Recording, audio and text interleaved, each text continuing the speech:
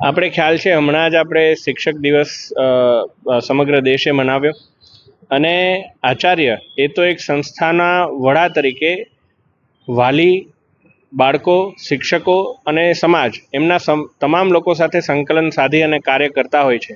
ત્યારે આજે Avika charitable trust દ્વારા એવા જ સારામાં સારા આચાર્યો કે જેમણે દાયકાઓ સુધી એક શૈક્ષણિક સંસ્થાનને આગળ લાવ્યા છે, બાળકોને ઘડતર કર્યું છે, વાલીઓ સાથે રહ્યા છે, એવા આચાર્યોનું સન્માનનો આજે કાર્યક્રમ હતો.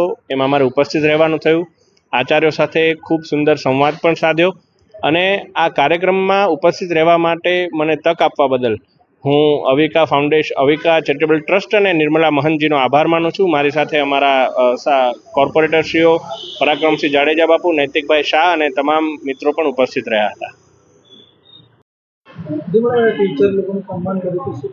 પ્રિન્સિપલનો સંવાદ છે. આ છે કર્મશીલ પ્રિન્સિપલ એવોર્ડ્સ 2024. મનમાં એટલા માટે આવ્યું કે પ્રિન્સિપલ કેટલું બધું કરે છે.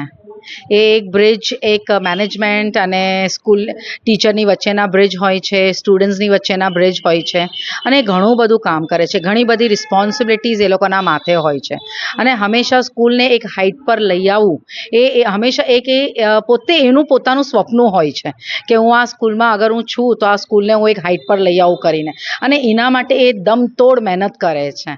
એટલે પછી મનમાં વિચાર આવ્યો કે કર્મશીલ ગુરુ એવોર્ડ્સનું ફંક્શન કરીએ કરીને કર્મશીલ પ્રિન્સિપલ એવોર્ડ્સ 2024 કરીએ અને એમાં આપણે 28 પ્રિન્સિપલને સન્માન કરી રહ્યા છે. આમ